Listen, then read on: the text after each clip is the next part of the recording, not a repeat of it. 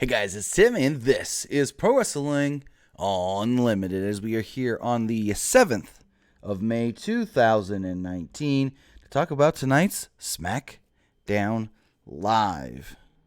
Tonight's Smackdown Live, I thought, in all things considered, it's a pretty good show. Give me 1 second, guys. Got something. Okay, never mind. I thought there was some breaking news, but there's not. So, tonight's Smackdown Live, I thought was a pretty good show. We'll wait a couple minutes, let everybody file in. So far in the chat, we've got Jeff Guevara, Jalen Payton, Nelson, Henry McKenna Cavallo. We've also got Luke Might, Kristen McNutt. So, like I said, I liked tonight's Smackdown. I thought it was a really good show. They utilized some things that they've done before, but did in a better way tonight with the cell phone promos. And so, excuse me. So, let's just get right into it. No more dilly-dallying. Tonight's Smackdown Live kicked off with AJ Styles coming out. AJ Styles was allowed to come back over to SmackDown Live because of Vince McMahon's new, quote-unquote, wild card rules. And here's the thing. When AJ came out, they said, now, here's the thing. So, I know I said that a couple times, but when they announced the wild card rules at first, it was 3 people. Only 3 people. But then later on in Raw, Vince goes, no, we could do 4. It's 4. 4's okay. And then tonight, we saw 5. And the announcers and AJ both said a limited number of superstars. So I don't know exactly what that means as far as you could do 10. Is that limited enough? You could do 8. You could do 5. We got 5 tonight. So AJ comes out to start SmackDown. He discusses Vince McMahon's new wild card rule. He said that means that he can crash SmackDown whenever he wanted to, and he wanted to be the first person to do so. He said this brought out, after doing this then brought out another Raw superstar in Sami Zayn. And Sami comes out like he's like nothing. He wasn't beat up by Braun last night. He wasn't thrown in a dumpster, and the dumpster wasn't thrown in a garbage truck. He's just out there being Sami Zayn. Derek Boach, no, there's still a brand split. Because there's still guys that are delegated only to Raw, delegated only to SmackDown. But you can go back and forth. Jason Dalton, you say 5, but that almost doesn't count for last night with Elias since he came in with Shane. And here's the other thing. Shane had already told Elias to come to the building before they knew about the wild card rule anyways. So that doesn't count. Nothing that happened on Raw counts for the wild card. It all started tonight. So AJ Styles pointed out that something stunk. Something smelled. And it was probably Sami who didn't wash himself after being thrown in the garbage truck. He told Sami to take a shower, and the crowd started chanting, "Take a shower. Take a shower." Sami Zayn said that I've got no injuries, but yeah, the smell of garbage stuck with me even after a shower. WWE Champion Kofi Kingston would then come out, flanked with Xavier Woods. Fans broke out in a Kofi chant. Kofi mocked Styles for claiming that SmackDown is the house he built. He pointed out that Styles doesn't live here anymore. I loved that line. He's like, "You don't live here anymore, AJ." I loved that line. Styles noted that Kingston appeared last night on Raw. And with the new rules, he could appear tonight on SmackDown. Kingston and Styles went face to face. And then Sami was furious that Kingston was about to. He's like, "I know what you're going to do. No, don't do it. I know what you're going to do. I want it." And seemingly, he's like, you're going to give AJ a title shot. No, let's not do that. He told Kingston that wouldn't make the fans happy. Sami then said that he deserves a shot at the WWE Championship. Kingston then cut him off and asked Sammy, "What's that smell?" Fans then broke out in another "take a shower" chant. Kingston noted that he's a fighting champion, and that's why he was all too willing to defend his title last night on Raw. And tonight on SmackDown, he just wants to defend his title again. So what is this? The Kofi Kingston WWE Championship Open Challenge? Just like John Cena used to do? With the U.S. title, though. So, excuse me.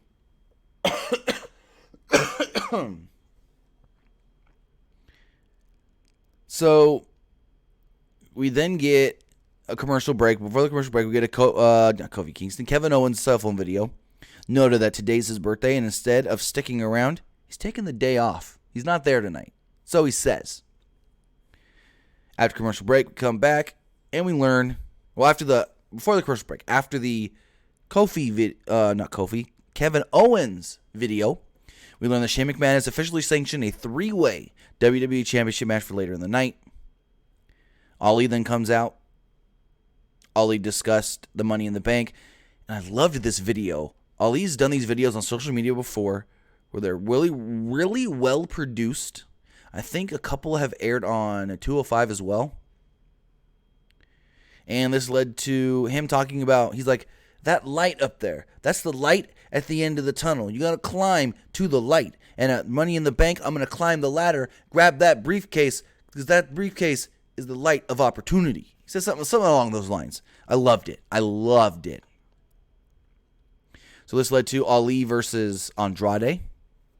Before the match, Zelina Vega also discussed the upcoming Money in the Bank ladder match. Andrade, who, he's not bad at English, but I think you just leave the talking to Zelina. Andrade guaranteed that he's going to win the ladder match in 2 weeks. So Ali had an early advantage in this match as they fought to the floor. He attempted to springboard off the barricade, but Vega jumped in the way. Ali stopped himself. Andrade then yanked Ali's leg, and he crashed to the floor. So Ali's standing on the barricade in front of the timekeeper's area, and basically, Andrade takes his arm and sweeps the legs right out from under on Ali, and he just crashes down. After commercial break, Ali took back over and hit a Spanish fly off the top turnbuckle. Fans then broke out an Ali chant, and then suddenly, the Viper, Randy Orton, would appear, jumped Ali from behind. He tried to give Andrade a draping DDT, but Zelina grabbed him and pulled Andrade out of the ring. Ali then attacked Orton, but he fought him off. Ali then charged at Orton, but Orton lifted him up in the air and hit him with an RKO. Andrade tried a springboard move, but Orton also caught him with an RKO. What a payday. All you got to do is fly to a city, hit 2 RKOs, and you're done. Go home. He doesn't even work most of the house shows on the weekends anymore. It's like, man, you got that seniority, bro. You can just live in the good life in WWE, the easy life. So Roman Reigns not here on the show tonight because he already flew to Europe with the Raw brand. Video package aired covering his entire career from the beginning to him winning the Universal Championship and him announcing his battle with cancer. It then jumped forward to his return, him Superman punching Vince McMahon a few weeks ago, and the fans gave it a good reaction, the video itself. But here's the thing. That building, if you've seen any of the photos, empty. That building is empty. And here's the thing that I think could have led to that. Yeah, we see low attendance at Smackdown all the time.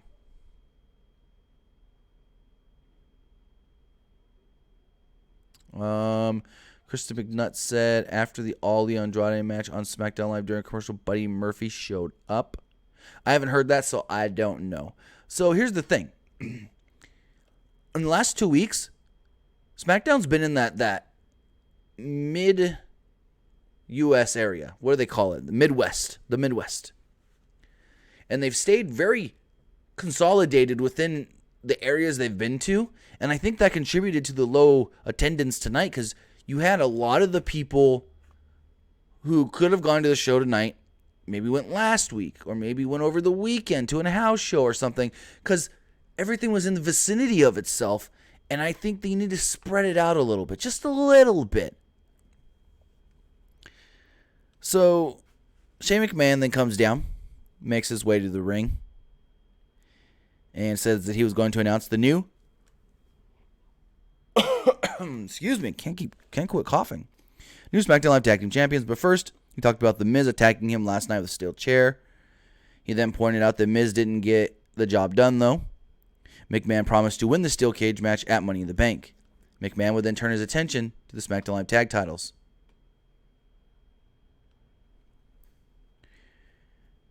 Joe Decker says, Tim, I think he means black. I think that was later in the show.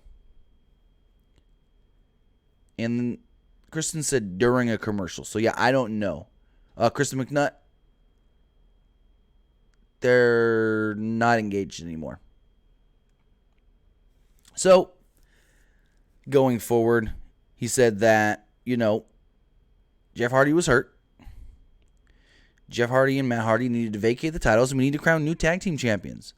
Shane said, and I quote, I looked over the list of all the superstars of the roster of SmackDown Live, and 2 names jumped off the paper for me. Those 2 names are your new SmackDown Live Tag Team Champions, and out would come Daniel Bryan and Rowan, and I was just like, yes, this is perfect. Who do you really have as an established tag team on SmackDown? You've got the New Day, but Big E's hurt, so you couldn't have done that. You've got Nakamura and Rusev. That would have worked. But then you've got Heavy Machinery, who since they've been called up have been made to look like geeks except for tonight. You've got the B Team, who are, the B Team. And then you could have maybe thrown some random-ass tag teams together, but I digress. So Daniel Bryan and Rowan come out, and before they can be just awarded the titles, Usos come out. They came to SmackDown because of the wild card rules, and they stated how, these 2 should not just be gifted the tag team championships. They demanded that McMahon let them take on Bryan and Rowan to have one team actually earn the tag team titles, and McMahon said, okay, let's do it right now. Usos versus Daniel Bryan and Rowan. So before the match gets going, Finn Balor cut a video from his cell phone, and I liked this. So you cut these cell phone videos of you explaining why you're not there, but then something you've got upcoming. This is a good way to keep people still a little relevant. People won't forget about them. They're still on the show technically, but they can get some time off. So Finn's video was him back home in Bray Winslow County, Ireland, and he goes, hey guys, I'm here in Bray Winslow County, Ireland, just home, visiting, but in a couple weeks, we got Money in the Bank. And I am the Intercontinental Champion, but when I win Money in the Bank, then I'm going to have an opportunity to win the WWE Championship and be a two-time champion where we can get Finn 2 belt. But I like this one. I liked the use of the cell phone video here because it was a different way of doing it. It wasn't like, we're going to do the cell phone video, but we're still going to cut the dumb, over-scripted promo. No, this was, hey, I'm not at the show this week, but I still know where my priorities lie. I'm going to go out there and do my best to try and win Money in the Bank. So it keeps you remembering about Finn, but at the same time, it gives him some time off. He can go home for a weekend. He can go miss a SmackDown. I liked it a lot. I liked the thought process of doing that way. I don't know if that's why they did it or if it was just like, hey, Finn, send in 90 seconds. I don't know. Oh, yeah, Wayne Montgomery. The Usos did call Bryan and Rowan SpongeBob and Patrick. I didn't find it that funny, so that's why I really forgot about it. So then we get Daniel Bryan and Rowan versus the Usos for the vacant SmackDown Live Tag Team titles, and I thought this match was great. All 4 men, yes, even Rowan was good, better than good. Usos were firmly in control early. Rowan rocked Jimmy with a big boot to take over. He followed it up with a big slam and a splash for a near fall. The heels then isolated Jimmy in their side of the ring. Excuse me. Bryan then hit a running drop kick, and Rowan hit a splash in the corner for a near fall. Bryan rocked Jay with some kicks. Jimmy made the blind tag and hit a super kick on Bryan for a near fall. Jimmy attempted to splash, but Bryan got his knees up and locked into the bell lock. Jimmy fought and fought and fought. He almost got to the ropes. Daniel Bryan rolls him back over, puts him back in the label lock, and he's going to fight out of it again. And then Jimmy finally rolls through into a pinning attempt. Loved this because it looked like he was going to tap. And it made you think, for how long he had it in, and he wasn't really scooting or moving or anything. This was a good little spot here in this match. So finally he was able to tag in Jay. Jay attempted to crossbody, but Rowan caught him. Rowan went for the Iron Claw choke slam, but the Usos hit him with a series of super kicks. Jimmy hit the Uso splash on Rowan for a very, very close 2 count. The Usos then went for suicide dives, but Rowan caught both of them. Bryan took out Jimmy with a running knee. Jay rocked Bryan with a super kick, but Rowan caught Jay with the Iron Claw for the victory. Hit that choke slam. 1, 2, 3. Daniel Bryan and Rowan are the new SmackDown Live Tag Team Champions. This was the best thing they could have done other than moving a team back over from Raw. I loved this.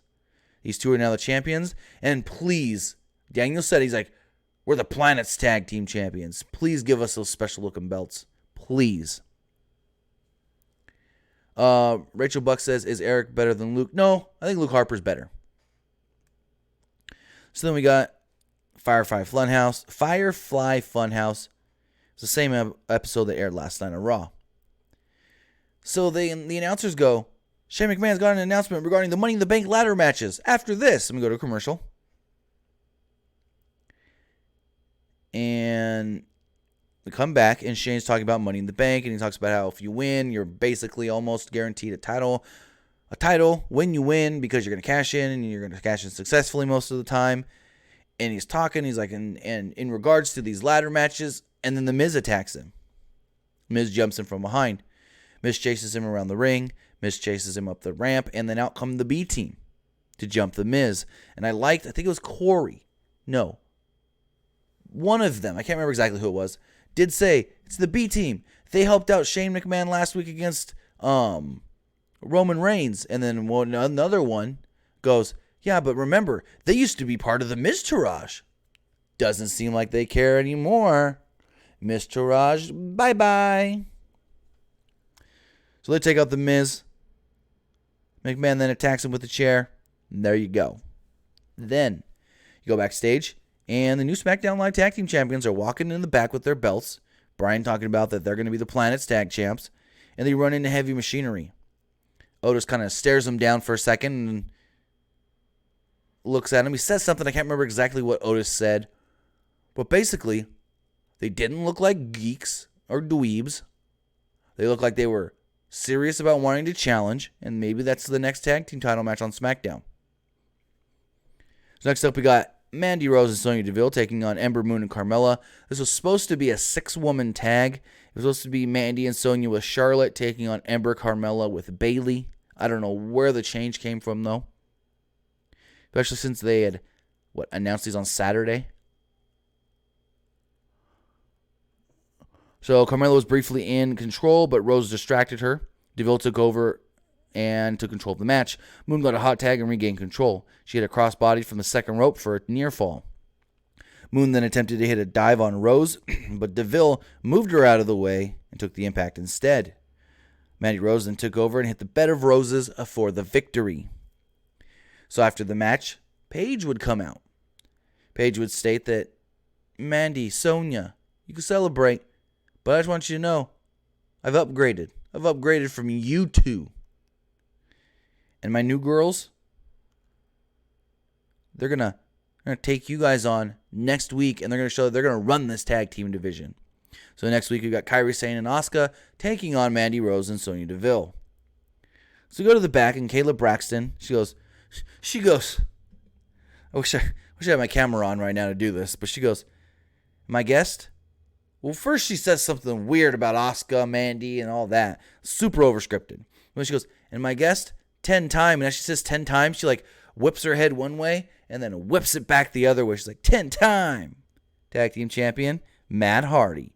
And Matt talks about having to vacate the championships. He says Jeff's going to come back stronger than ever. Unfortunately, he was taken out at the hands of Lars Sullivan. And R-Truth interrupts. Truth comes up and he's like, hey, Matt, And Matt was like, "You gonna tell me something?" He's like, "I forgot." And then Matt says, "Does it have to do with Lars Sullivan?" He's like, "Oh yeah, it's not that I forgot. I didn't want to remember." And so all of a sudden, Kayla runs away. Camera pans out, and Lars is standing there. And freaking Matt turns around and goes, "It's him!" And Matt goes to square up and literally looks like the Miz's dad at WrestleMania when he tried to square up in the ring to Shane. He's like, got his hands all kind of flailing into position. And he's like, let's fight. And Lars just beats them both. Beats both their asses. Sends Matt through a door. Puts Truth through a table. There you go. Aleister Black then cut one of his weird promos in the backstage darkness, I guess you could say. Dylan Nolan. He says, 10-time head whip, tag team champion, head whip Matt Hardy. Basically, I think she only whipped it once, but basically said that he apologizes to all of his opponents as they needed to prevail at their he's going to prevail at their expense. What opponents? He hasn't been used since he got broke from Ricochet. So I don't know what they're doing with Aleister Black and why he can't just get a match. So we got the main event. It was WWE Champion Kofi Kingston defending against AJ Styles and Sami Zayn. Styles teased working with Kingston against Sami Zayn, but instead he rocked Kofi with a kick. Kingston hit a splash off the ropes for a 2 count. Sorry about that. I hit the microphone. Styles was kneeling over when Kingston hit a huge splash for a near fall. Styles supposedly injured his knee and sold it for the rest of the match. Zayn was briefly in control, but Kingston rocked him with a clothesline. Styles then hit a clothesline as well, and Zayn rolled it to the floor. Kingston hit the boom drop on Styles and set up for the Trouble in Paradise. Zayn grabbed Kingston's leg, though, instead. Styles tried a plancha, but landed on the apron. Zayn then yanked him off the apron, though. After a commercial break, Sami Zayn hit a sit-out powerbomb for a close near fall, a blue thunder bomb, so pretty. Zayn then hit a tornado DDT on Styles, but Kingston broke up the pin. Kingston then climbed to the top rope, but Sami cut him off. Sami then hit a huge superplex for a 2. Zayn attempted a superplex on Styles, but he slipped out, dropped down, and dropped Zayn on the turnbuckle. Styles then hit a Hurricane Rana off the top on Zayn. In a cool spot, Styles attempted the inverted DDT on Zayn and DDT Kingston at the same time. He did the inverted DDT on both of them. Kingston then countered and hit an SOS on Styles, who hit an inverted DDT on Zayn. Styles and Kingston traded some shots in the middle of the ring here for a moment. Styles then went for the phenomenal forearm, but Kingston cut him off with the Trouble in Paradise. Styles was on the apron and then fell to the floor. Suddenly, Kevin Owens would appear. He attacked Xavier Woods from behind, causing a distraction. Kingston, who was distracted, was then hit with a blue thunder bomb for a very, very close. He couldn't have kicked out any later. If he did, it would have been a 3. So then he hits him with another blue thunder bomb. Barely kicks out in time. Then he hits him with a third blue thunder bomb. Barely kicks out in time. Zayn then attempted a haluva kick, but Kingston sidestepped, hit a Trouble in Paradise for the victory. 1, 2, 3, Kingston. Kofi Kingston retains the WWE Championship. After the match, with less than 90 seconds left in the program, Kayla Braxton, you could see who was trying to rush things, ran up to Kofi Kingston and says, "With just Money in the Bank a couple weeks away, is Kevin Owens now in your head?" And basically, Kofi just goes, "He's not in my head. And we're going to see what happens. He's going to have hell to pay at Money in the Bank."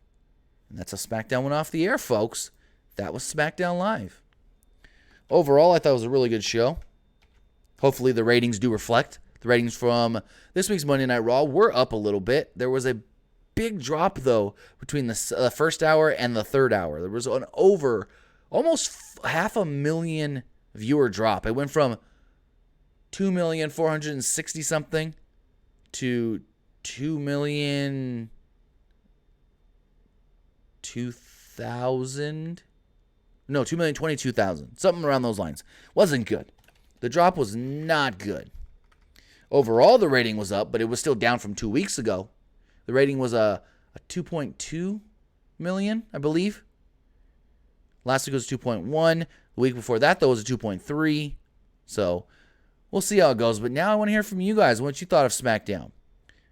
You guys can call in with your thoughts, 559-475-8473. If you want to text in your thoughts, 510-906-1341. This person here in the text line says, do you think a babyface should win a Money in the Bank for the women? I don't think a heel should win it because the last two were heels. It doesn't matter. It really does not matter. Nick Armstrong, my co-host. What's up, buddy? Nick's in the live chat. And we got a call coming in, so let's take this. Caller, you're on the air. What's going on? Hey, Tim, what's going on? Not much. Huh. So, okay, I haven't, talked to you in a while, but I want to get your opinion on something Kofi Kingston here. Okay. Well, not really with Kofi, but, like the title all around. Do you think that it kills the meaning of the championship to have it be defended every single night? And I know you should say John Cena did it, but that's John Cena, and that's just the United States title. I think I'm not saying every feud has to start out with like a number one contender match. I'm just saying I feel like having a feud for the title should mean more than just showing up and getting that match. No, I don't think it's a. I get what you're saying totally, but I don't think it's a bad thing.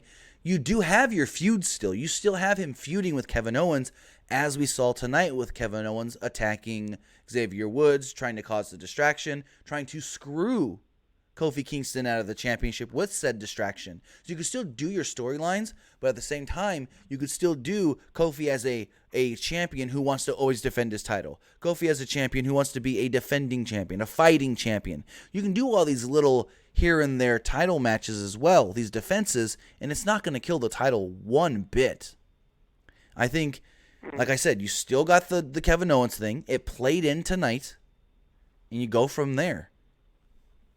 I just think we all know that Kofi is gonna retain. I think it was just kind of, it's just not as exciting when he's going to win because he's in a feud. I mean, I get your theory there of it's obvious he's gonna win and retain, but they could have swerved it. Although I did think Sami Zayn hitting that like 20 Blue Thunder bombs tonight, had my stomach all. Oh, that first one, that first one with how late Kofi kicked out, I thought he had it. Oh, I know. I was on my feet. I was like, holy hell. Like I said, I don't think it kills it. It actually helped the storyline a little bit when you really think about it, because it's like, oh, Kevin Owens was going to try and screw Kofi out of the match, out of the championship. Why? Is he afraid to face Kofi? You know what I'm saying? And even if they wanted to swerve everybody, they could have put the title on Sami. Sami would then be the transitional champion like he was in NXT to drop the title to Kevin Owens. I mean, they could have done that if they really wanted to just shake everything up and surprise everybody. Yeah, for sure. Also, I didn't talk to you last night, but what was your opinion on the title with the Revival? Like I said last night, I'm not going to go into it anymore because I don't want to give it any attention. I thought it was the dumbest thing I've seen in probably the last 5 to 10 years on a wrestling show. Yeah. Like the dumbest thing that was not like the Dean Ambrose doing the whole attacking Seth Rollins on the night that Roman Reigns announces his leukemia and all that kind of stuff. That was dumb to do. But this was just dumb in a way of they thought it was funny and it was stupid. Yeah. For sure. I think that people talk about how, bad the whole Bailey, this was your life, or this is your life. I'm not sure what the hell it was called, but, people thought that was bad. This was way horrible. Worse. Way worse. Oh, I know. But, all right, man. It was good talking to you. Thanks for taking my call. Thanks for the call, and have a great night. All right, let's take another call here. Go right into it. Caller, you're on the air. What's going on? Hi, Tim. I want to ask you something. In the show for Saudi Arabia coming up on June 7th, would you like to see a King of the Ring tournament? take place? No, because we had the Best in the World tournament at the last Saudi Arabia show, which is basically the same thing. Okay. And that's about it. I just wanted to ask you that. Yeah, no, I mean, it would be cool, but they did the Best in the World tournament at the last one, so you got to do something different. Okay. And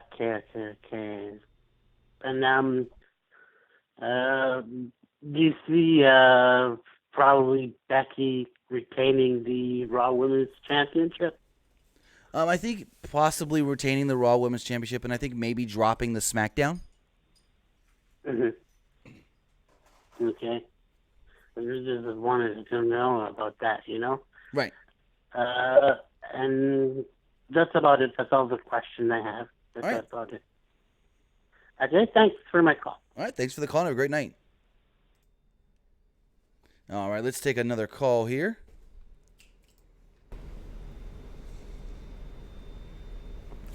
And caller, you're on the air. What's going on?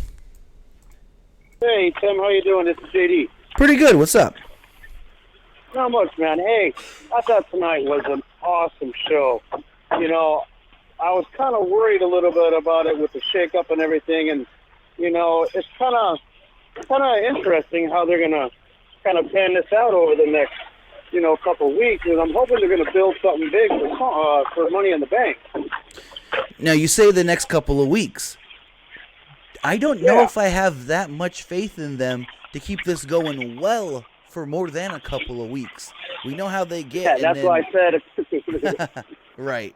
That's why I said that a couple of weeks, because I have a feeling, you know, it's like it's doing all right, you know, and it really seems like Vince McMahon is really throwing a lot of stuff against the wall and just hoping it sticks. Right. You know, I mean, because it's like, go ahead, I'm sorry. I was going to say, I mean, I know that it was reported today that he's got pressure from NBC to get those ratings up, and even Fox has already contacted WWE saying, hey, what's going on with these ratings? Like, they're concerned before it even goes to their network. Oh, they're scared. I mean, what do you expect?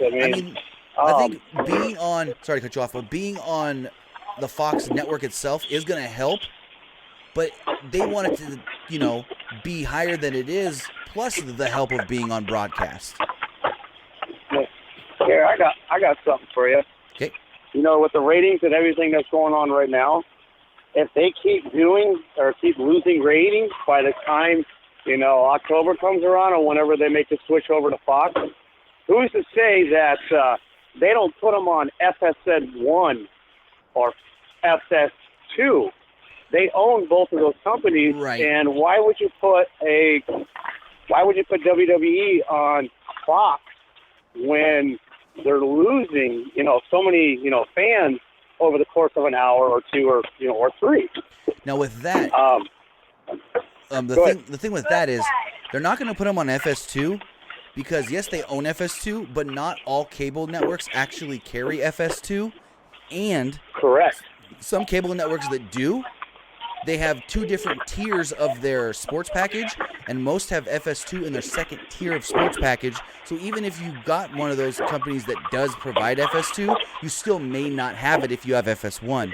But I think what they would do is they'd give it a month or two, maybe 3 months to the end of the year on Fox, see how the ratings do go, and then make a decision from there. There's nowhere that says they have to keep it on Fox.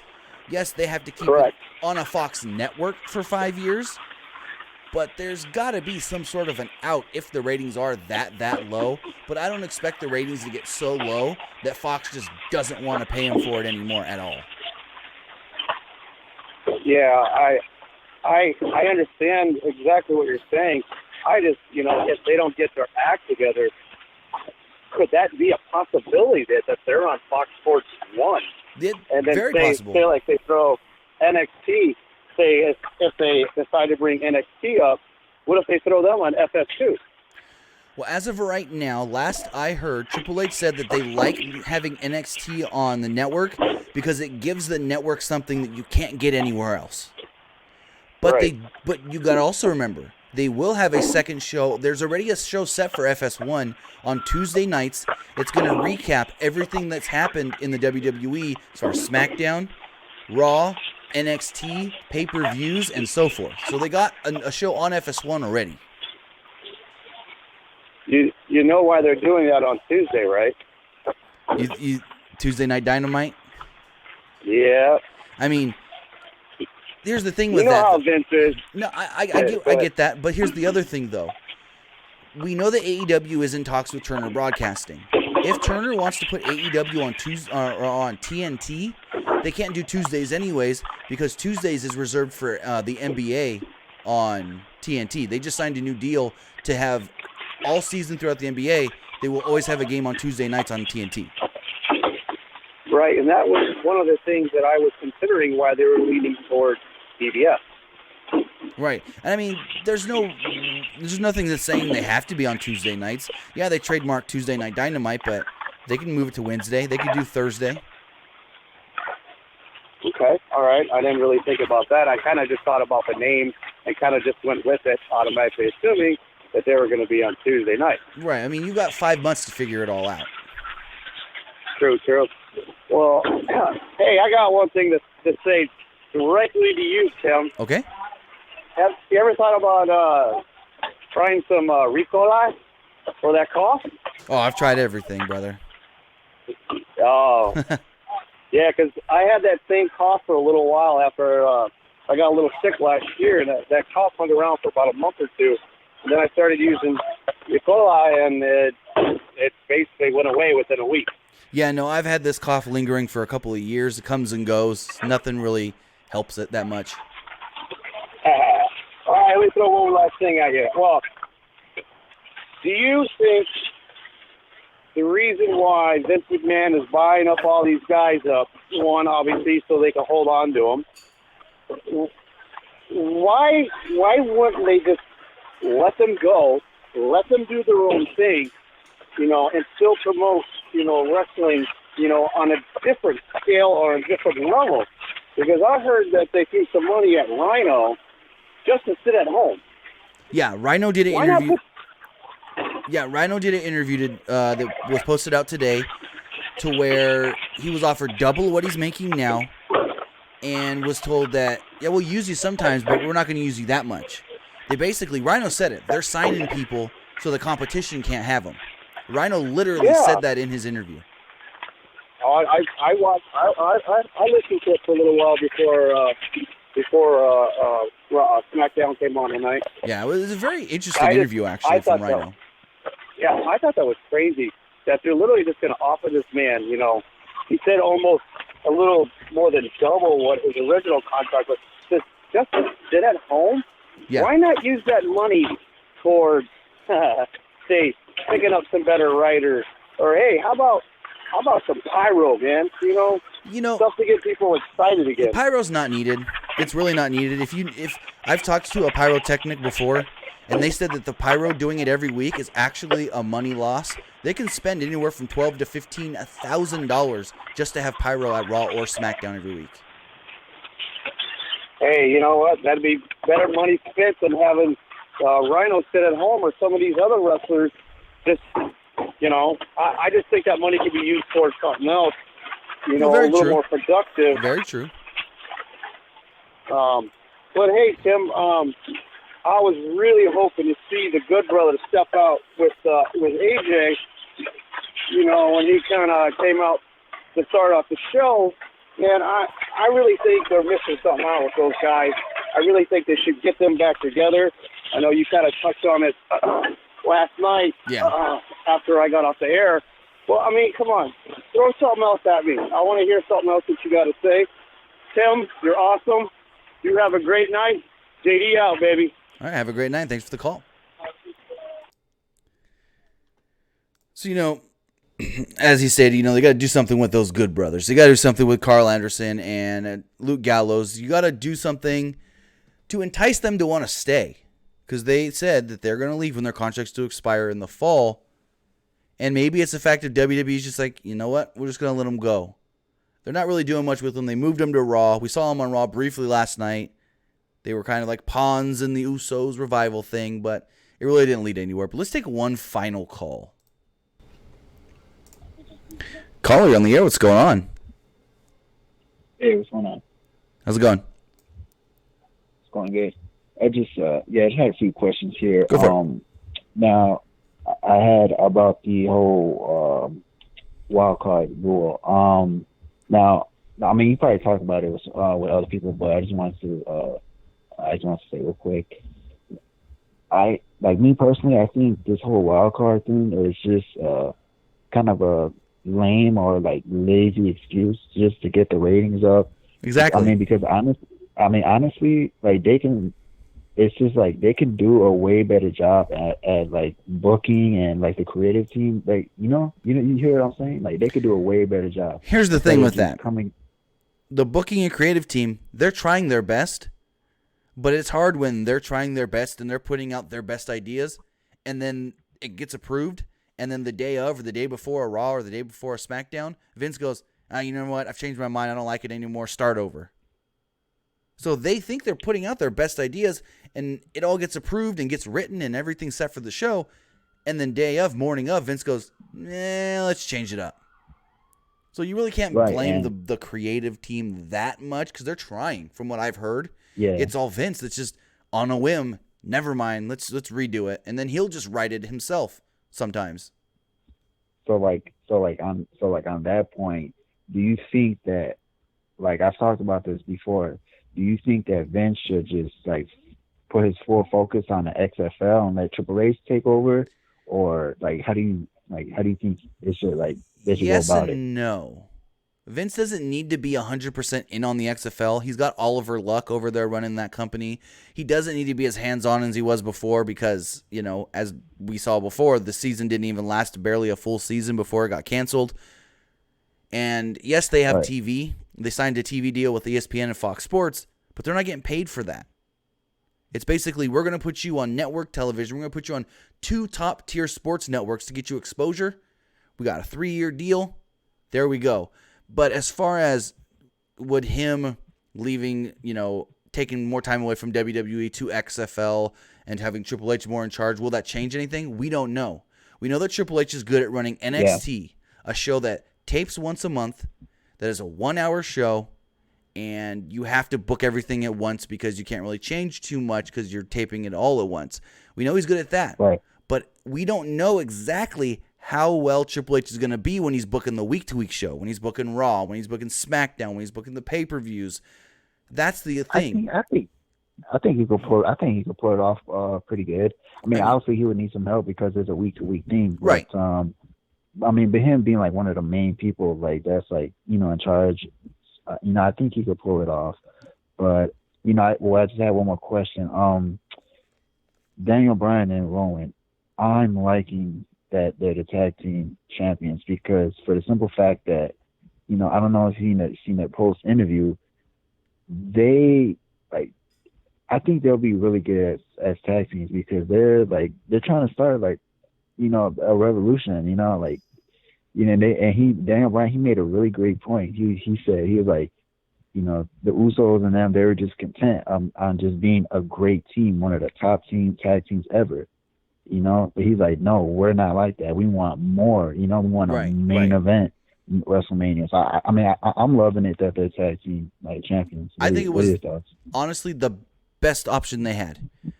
Not even just thinking of anybody that on SmackDown. It was something that nobody thought of. The fans didn't think of that. It was a great shock and an awesome idea. I think out of anybody, even if they would have maybe brought the Usos over and give the titles to them, maybe if they would have brought Gallows and Anderson back over, put the titles on them, wouldn't have been as good as putting them on Daniel Bryan and Rowan because, A, it's a fresh tag team. Yes, they've been together for a while, but not as a legit actual tag team. And it gives something new to the tag team division that we haven't seen before. And maybe they show up on Raw with the wild card rule and be like, hey, we're the tag team champions on SmackDown. Who wants to step to us? Exactly, yes. Yeah.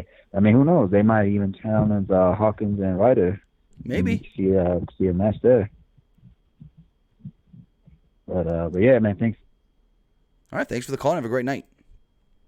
So with that, we're going to wrap things up here. I want to say thank you to everybody who listened live or everybody who listened later, either right here on YouTube, on iTunes, on Google Play Music, and if if you guys aren't aware, you can now get our podcasts, our Monday Night Review, our Smackdown reviews, and our Wednesday show on both Stitcher and iHeartRadio. They are available over there now as well, so go check those out. Just search PW Unlimited Podcasts on both of those platforms. But, again, if you guys did miss the show live because you for some reason maybe didn't get a notification, hit that bell down below. You do have to hit it and actually turn on full notifications. But if that still doesn't work for you, you can follow us on Facebook, facebook.com/Pro Wrestling ULTD, and you can follow us on Twitter at PW Unlimited. We'll be live again tomorrow night, right around the same time with me and Nick for the PW Unlimited Wednesday show. Have a good night, guys.